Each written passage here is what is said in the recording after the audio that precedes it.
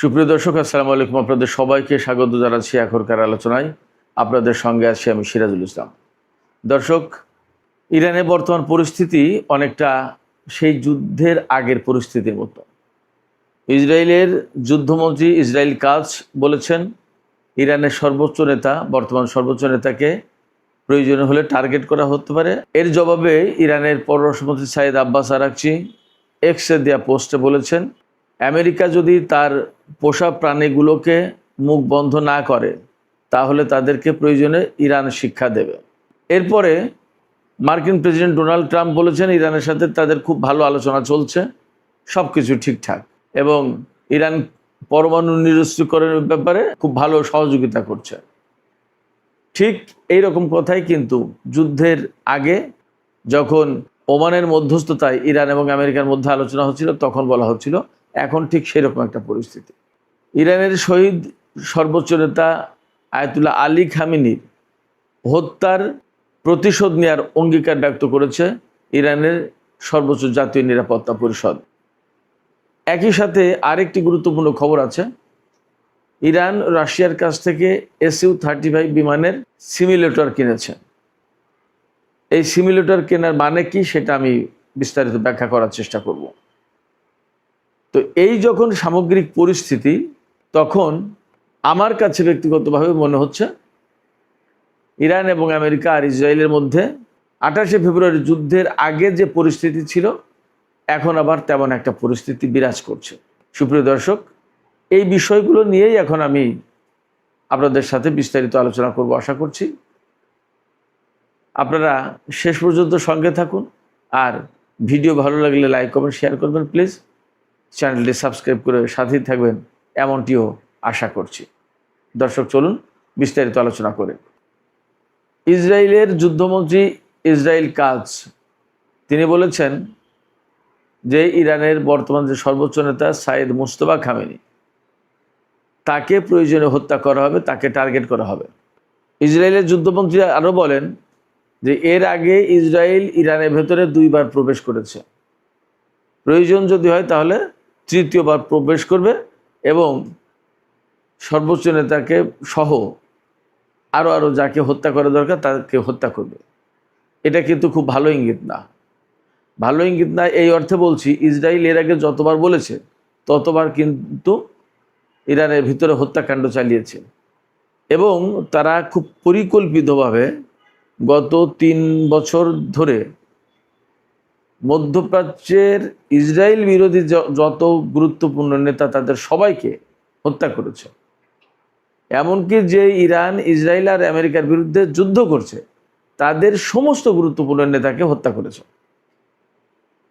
আর যারা বেঁচে আছেন তাদের ভেতরে নতুন সর্বোচ্চ নেতাকে এবং আরও গুরুত্বপূর্ণ নেতাদেরকে হত্যা করা যখন হুমকি দিচ্ছেন, তখন কিন্তু এই আশঙ্কা বা এই শঙ্কা অবশ্যই তৈরি হচ্ছে যে তাহলে ইসরায়েল আবার ইরানের ভেতরে নতুন করে কোন সময় হত্যাকাণ্ড শুরু করে। ইরান হয়তো তার জবাব দেবে, যেটা ইরানের পররাষ্ট্রমন্ত্রী সাইদ আব্বাস আরাকচি বলেছেন যে এর কঠোর প্রতিশোধ নেওয়া হবে, এবং আমেরিকা যদি তার পোষ্যকে যদি মুখ বন্ধ না করে তাহলে ইরান তাদেরকে শিক্ষা দেবে। এসব কথা ঠিক আছে, হয়তো ইরান ইসরায়েলের বিরুদ্ধে যুদ্ধও করবে। এরপরে ডোনাল্ড ট্রাম্প আমেরিকা সারা বিশ্ব আবার চাপাচাপি করে ইরানকে যুদ্ধবিরতিতে রাজি করাবে। কিন্তু মাঝখান দিয়ে যে বহু সংখ্যক লিডার, নেতা, সেনাবাহিনীর বড় বড় কর্মকর্তা, বড় বড় বিজ্ঞানী, রাজনৈতিক নেতা, সর্বোচ্চ নেতা, তারা যে নিহত হয়ে যাচ্ছেন, এর কি হবে? তাদেরকে তো আর ফিরে পাওয়া যাবে না। এই সংকটের তো সমাধান হলো না। তো সেক্ষেত্রে আমার কাছে মনে হচ্ছে এটা খুবই একটা বাজে অ্যালার্ম, বাজে সংকেত। এটা নতুন করে কোন অশনি সংকেত দিচ্ছে আমি ঠিক পরিষ্কার না। এবার সেই ইরানের সর্বোচ্চ জাতীয় নিরাপত্তা পরিষদ, যেটা সেই পরিষদের সদস্য সচিব এবং সাবেক IRGCর সিনিয়র কমান্ডার জুলকাদর, তিনি বলেছেন যে ইরানের সর্বোচ্চ নেতাকে যারা হত্যা করেছে তাদের বিরুদ্ধে উপযুক্ত সময়ে উপযুক্ত প্রতিশোধ নেওয়া হবে, এই রক্তের বদলা ইরান কখনো ছেড়ে দেবে না, অর্থাৎ এই রক্তের বদলা, এই হত্যার প্রতিশোধ নেবেই নেবে, এটা অঙ্গীকার ইরান পক্ষ থেকে। কখন তিনি এই কথা বলছেন? এই কথা বলছেন তখন যখন ইরানের শহীদ সর্বোচ্চ নেতার জানাজা অনুষ্ঠান শুরু হতে যাচ্ছে। আগামী 9 তারিখে তাকে চূড়ান্তভাবে নিজ জন্ম শহর যে মাশাদ, সেই মাশাদ শহরে ইমাম রেজার মাজারের পাশে, অর্থাৎ ইমাম রেজা যেখানে শুয়ে আছেন তার কবরের পাশে তাকে দাফন করা হবে। তো এর আগে ইরানের পক্ষ থেকে এই বক্তব্য দেওয়া হলো সর্বোচ্চ জাতীয় নিরাপত্তা পরিষদের পক্ষ থেকে। এর ভেতরে ইরানি জাতিকে বা বিশ্ববাসীকে হয়তো ইরান এই মেসেজ দিতে চেয়েছে যে আমাদের সর্বোচ্চ নেতাকে আমরা ঠিক বিদায় জানাচ্ছি, কিন্তু তার হত্যাকাণ্ডের কথা, তাকে যে যন্ত্রণা দিয়ে হত্যা করা হয়েছে বা যে বোমা হামলার পরে বিল্ডিং ধসে তিনি শহীদ হয়েছেন, এই যে কষ্ট, এর প্রতিশোধ নেওয়া হবে। আমি এখানে একটা বিশেষ তথ্য জানিয়ে রাখি। ইরানের শহীদ সর্বোচ্চ নেতা আয়াতুল্লাহ আলী খামেনি যখন শহীদ হয়ে যান তখন তার হাত মুষ্টিবদ্ধ ছিল। ইরানি কর্মকর্তারা, বিশেষ করে জুলকাদর তিনি জানিয়েছেন, জাতীয় নিরাপত্তা পরিষদের সচিব তিনি জানিয়েছেন, এই যে মুষ্টিবদ্ধ হাত, এটা কিন্তু একটা বিশেষ সিগন্যাল বহন করছে, অর্থাৎ প্রতিরোধ অব্যাহত থাকা, তারপরে ইরানি জাতিকে শক্তভাবে দাঁড়ানো, বিভিন্ন ধরনের সিগন্যাল বহন করছে। এই জায়গা থেকেই ইরানি জাতি, আমি নিশ্চিত তারা একটা শিক্ষা নেবে এবং এই যে ইরানের সর্বোচ্চ নেতার যে মুষ্টিবদ্ধ হাত তারা দেখেছে, এই হাত যে সিগন্যাল তাদের জন্য দিয়েছে সেই সিগন্যালের বাস্তবায়ন তারা করবে। অর্থাৎ তারা প্রতিশোধ আজ হোক কাল হোক নেবেই। ইরানের সর্বোচ্চ নেতার জানাজা অনুষ্ঠানে 90টা দেশ থেকে সরকারিভাবে লোকজন আসবে, এটা একটা বিরাট ব্যাপার। এবং বলা হচ্ছে যে 2 কোটির বেশি মানুষ এই জানাজায় অংশ নেবে। তো যখন সর্বোচ্চ নেতার জানাজা হতে যাচ্ছে তার আগে কিন্তু ইসরায়েল এই বক্তব্য দিল। আবার ডোনাল্ড ট্রাম্প কিন্তু ইরানকে এই সময় বেশ প্রশংসা করে বক্তব্য দিচ্ছে যে না, চমৎকার আলোচনা হচ্ছে, একটা বেটার ডিল আমরা আশা করছি, ইরানকে ডিনিউক্লিয়ারাইজেশনের জন্য আমরা অনেক দূর পথ এগিয়ে গেছি, এইটা সেটা বহু কিছু। এরকম কথাই কিন্তু ডোনাল্ড ট্রাম্প এর আগে বলেছিল। যখন 28শে ফেব্রুয়ারি ইরানের বিরুদ্ধে যুদ্ধ শুরু করে আমেরিকা এবং ইসরায়েল, তার আগে কিন্তু পরমাণু আলোচনা চলছিল এবং সুইজারল্যান্ডে নেক্সট টাইম যে আলোচনাটা বসার কথা ছিল, যেদিন যুদ্ধ শুরু হলো তার সম্ভবত 1 দিন বা 2 দিন পরেই বসার কথা ছিল এবং তাতে ভালো কিছু একটা রেজাল্ট আসবে সবাই বলছিল এরকম। সেই সময় কিন্তু একবার হঠাৎ করে ইরানের উপর হামলা চালিয়ে দিল। এই সময় ইসরায়েলের যে যুদ্ধমন্ত্রী হুমকি দিচ্ছেন সর্বোচ্চ নেতাকে হত্যার, তিনি বলছেন যে ইরানের সাথে আলোচনা চলাকালীন যদি প্রয়োজন হয় তাহলে আমরা এই সময় হামলা করব। তার মানে আমেরিকার সাথে ইরানের যে সমঝোতা সই হয়েছে সেটা ইসরায়েল মানবে না। এবং আমার কেন যেন সন্দেহ সংশয় হচ্ছে যে এই সময় যে কোনো মুহূর্তে ইসরায়েল আমেরিকা 2 জন মিলেই ইরানের উপর হামলা চালাতে পারে। সুপ্রিয় দর্শক, আজকে বুধবার 1 জুলাই। আজকে দুপুরে যে ভিডিও আমি আপলোড করেছি সেই দুপুরের ভিডিওতে বলা হয়েছে, আমি বলেছি যে ইরানের বিরুদ্ধে স্থল অভিযানের পরিকল্পনা করছে বা নতুন করে হামলা চালানোর পরিকল্পনা করছে আমেরিকা। এবং এই বিষয়ে আমেরিকার যুদ্ধমন্ত্রী পিট হেগসেথ এবং জয়েন্ট চিফস অফ স্টাফের চেয়ারম্যান জেনারেল ড্যান কেইন, তাদের 2 জনের সাথে, অর্থাৎ যুদ্ধ যারা শুরু করবে তাদের 2 জনের সাথে ডোনাল্ড ট্রাম্প মিটিং করেছেন। এবং এই খবর দিচ্ছে খোদ আমেরিকার ওয়াল স্ট্রিট জার্নাল পত্রিকা, এটা আমার আপনার কথা না।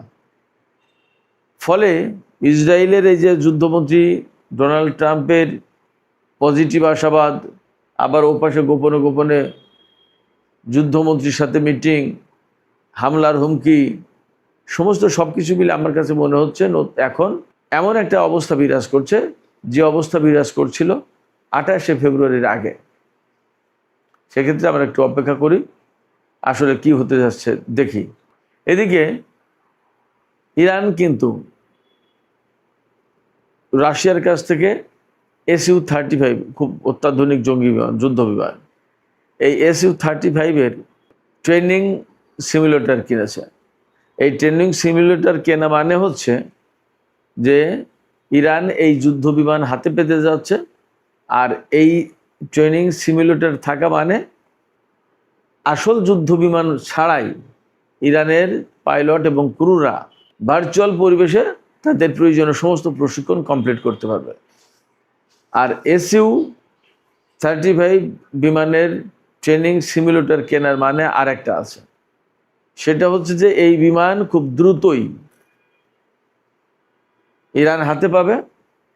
তার আগে এই সিমুলেটর দিয়ে তাদের প্রয়োজনীয় সমস্ত প্রশিক্ষণ, পাইলট এবং গ্রাউন্ড ক্রু তাদের সমস্ত সব ধরনের পরীক্ষা এবং প্রস্তুতি কমপ্লিট করে ফেলা হচ্ছে, যাতে বিমানটি অর্থাৎ এই SU-35 যুদ্ধ বিমান আসার সাথে সাথেই ইরানের পাইলট এবং ক্রুরা তা ব্যবহার করতে পারে। আর একটা লক্ষণ আমি আপনাদেরকে বলি, মার্কিন শেয়ার মার্কেটে কিন্তু পতন হয়েছে। আজকে আমেরিকার প্রায় সব শেয়ার মার্কেটে দরপতন ঘটেছে। কেন? ইরান এবং আমেরিকার মধ্যে অ্যাকচুয়ালি কিন্তু এই মুহূর্তে উত্তেজনা বিরাজ করছে। ইরান একদম সুস্পষ্ট করে বলেছে আজকে, কাতার তাদের ভিতরে ছোটোখাটো একটা আলোচনা হচ্ছে, সেখানে মেইনলি ইরানকে যে আটকে থাকা সম্পদ ফেরত দেবে এই সমস্ত ব্যাপারে নানান কথা হচ্ছে। এটা নিয়ে কিন্তু আমেরিকার তাল বাহানা করছে। ইরান এই জায়গায় পরিষ্কার করে বলেছে যে আমাদের বক্তব্য একদম ক্লিয়ার অ্যান্ড লাউড, হরমুজ প্রণালী আমরা নিয়ন্ত্রণ করব এবং জোর করে হলেও হরমুজ প্রণালী থেকে আমরা টোল আদায় করব, ফি আদায় করব। এটা ইরানের বক্তব্য। তো এখন যখন ইরান এরকম শক্ত কথা বলছে, তার মানে কি আমেরিকার যে মনোভাব তাতে হরমুজ প্রণালীতে ইরানকে কোনো মতে টোল নিতে দেবে না। আর ইরান বলছে যদি প্রয়োজন হয় তাহলে আমরা বল প্রয়োগ করে জোর করে হলেও আমরা টোল নেব। তার মানে দাঁড়াচ্ছে যে আমেরিকা এবং ইরানের অবস্থান এই হরমুজ প্রণালী ইস্যুতে একদম সম্পূর্ণ দুই রকম ভিন্ন। তা দুই রকম এবং ভিন্ন যখন হচ্ছে, তখন তাহলে চুক্তি তারা কি বাস্তবায়ন করবে এবং তাদের ভিতরে কি করে চুক্তি হবে? ফাইনালি হবে না। অথচ ইরান কিন্তু দাবি করছে যে 14 দফা সমঝোতা সই হয়েছে, এই 14 দফা সমঝোতা স্মারকে পরিষ্কার করে বলা হয়েছে যে এই 60 দিনের সময়কাল, যেটা এই 60 দিনের ভেতরে ইরান হরমুজ প্রণালীতে কোনো টোল নেবে না বা ফি নেবে না। এরপরে গিয়ে ম্যানেজমেন্টের দায়িত্ব তাদের হাতে থাকবে এবং সেখান থেকে ফি নেবে। অথচ এখন আমেরিকা বলছে ভিন্ন কথা, তার বিপরীত কথা বলছে। এই অবস্থায় একদম পরিষ্কার যে ইরান এবং আমেরিকার মধ্যে হরমুজ ইস্যুতে একেবারে যথেষ্ট পার্থক্য আছে, মতভেদ আছে। এরপরে তো আসল ঘটনা পরমাণু ইস্যু নিয়ে। পরমাণু ইস্যু নিয়ে ডোনাল্ড ট্রাম্প বা আমেরিকা বা ইসরায়েলি লবির চাপে মার্কিন প্রশাসন অবশ্যই বলবে যে পরমাণু কর্মসূচি টোটালি বাদ দিতে হবে, ইউরেনিয়াম যেগুলো আছে সেগুলো দিতে হবে, ইউরেনিয়াম সমৃদ্ধ করতে পারবে না, এটা সেটা বহু কিছু। তো যখন এইগুলো বলবে তখন ইরান এর একটাও মানবে না। এইভাবে যদি তা না মানে তাহলে চুক্তি হবে না। তাহলে কি দাঁড়াবে? তাহলে হয় আমেরিকাকে চুপ থাকতে হবে, না হলে ইরানের বিরুদ্ধে যুদ্ধ করতে হবে। যখনই ইরানের বিরুদ্ধে যুদ্ধ করতে আসবে তখনই ইরান অবশ্যই তার পাল্টা জবাব দেবে। সেক্ষেত্রে এই চুক্তি, এই যে পরিস্থিতি, তাতে যে সমস্ত কথাবার্তা, শেয়ার মার্কেটের পতন, ডোনাল্ড ট্রাম্পের ইতিবাচক ইঙ্গিত, ইসরায়েলের যুদ্ধমন্ত্রীর ইরানের সর্বোচ্চ নেতাকে হত্যার হুমকি, ইরানের পক্ষ থেকে পাল্টা প্রতিশোধের হুমকি, হরমুজ প্রণালীর কন্ট্রোল না ছাড়ার ঘোষণা, সমস্ত সব কিছু মিলে পরিস্থিতি আমার কাছে মনে হচ্ছে অত্যন্ত জটিল, ঘোলাটে। এবং এই ঘোলাটে পরিস্থিতি ধীরে ধীরে আমার কাছে মনে হচ্ছে ইরান, ইসরায়েল এবং আমেরিকার মধ্যে নতুন করে সংঘাতের সৃষ্টি করতে পারে, নতুন করে আমরা আবার যুদ্ধ দেখতে পারি। আসলে এই পরিস্থিতিতে কি হতে যাচ্ছে আমরা নিশ্চিত নই। আমি জাস্ট আমার বিশ্লেষণ, পর্যবেক্ষণ তুলে ধরলাম। পরিস্থিতি যদি এমন হয়, আমি যা বললাম, তাতে এমনকি সর্বোচ্চ নেতা জানাজা অনুষ্ঠান ঠিকমতো নাও করতে দিতে পারে তারা। দেখা গেল একটা হামলা চালিয়ে বসলো, তখন কিন্তু ভীষণ রকমের একটা ক্রিটিক্যাল একটা মোমেন্ট তৈরি হয়ে যাবে। তো যাই হোক, দেখা যাক কি হয়, আমরা অপেক্ষা করি। এপাশে কাতার মধ্যস্থতা করার চেষ্টা করছে খুবই, পাকিস্তানও অ্যাক্টিভ আছে। ওপাশে তুরস্ক, ইসরায়েলের যে ভূমিকা, বিশেষ করে ফিলিস্তিনে কিন্তু ইসরায়েল আজকেও গাজায় হামলা চালিয়েছে এবং 3 জন নিহত।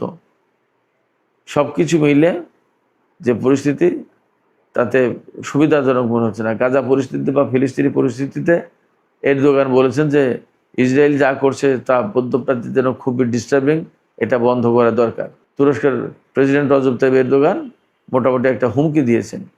তার হুমকিকে আবার মানুষ সেইভাবে গ্রহণও করে না, কারণ তিনি বলেন কিন্তু কাজ তো কিছুই করে না, যার কারণে সেটা আবার আর একটা ভিন্ন ডাইমেনশন। যাই হোক, ইরান, ইসরায়েল এবং আমেরিকার ভেতরে যে পরিস্থিতি, তাতে আমার কাছে মনে হচ্ছে পরিস্থিতি নাজুক, পরিস্থিতি খারাপের দিকে যাচ্ছে। এখন দেখা যাক পরিস্থিতি কি হয়। সুপ্রিয় দর্শক, এখনকার আলোচনা এখানে শেষ করতে চাই। আলোচনা শেষ করার আগে আপনাদের কাছে জানতে চাই, আপনারা আসলে কি ভাবছেন, আপনাদের মতামত কি? আপনাদের কি মনে হয় যে আসলে পরিস্থিতি খুবই নাজুক এবং যে কোনো মুহূর্তে ইসরায়েল, ইরান এবং আমেরিকার মধ্যে আবার নতুন করে সংঘাত শুরু হতে পারে? অথচ আমরা তো জানি যে এই ধরনের সংঘাত শুরু হলে তেলের দাম বাড়বে, হরমুজ প্রণালী বন্ধ হবে, মধ্যপ্রাচ্যে আমাদের বাংলাদেশের যে সমস্ত মানুষ আছে তারা সবাই নিরাপত্তাহীনতায় ভুগবে, অনেক অনেক সংকট তৈরি হবে। আপনাদের কাছে কি মনে হয় আসলে পরিস্থিতি কোন দিকে যাচ্ছে? আপনাদের মতামত জানিয়ে কমেন্টে লিখতে পারেন। আর ভিডিও ভালো লাগলে লাইক, কমেন্ট, শেয়ার করবেন এবং চ্যানেলটি সাবস্ক্রাইব করে সাথেই থাকবেন। দর্শক, এখনকার আলোচনা এখানে শেষ করতে চাইছি। আপনারা সবাই অনেক অনেক ভালো থাকুন। আল্লাহ হাফেজ।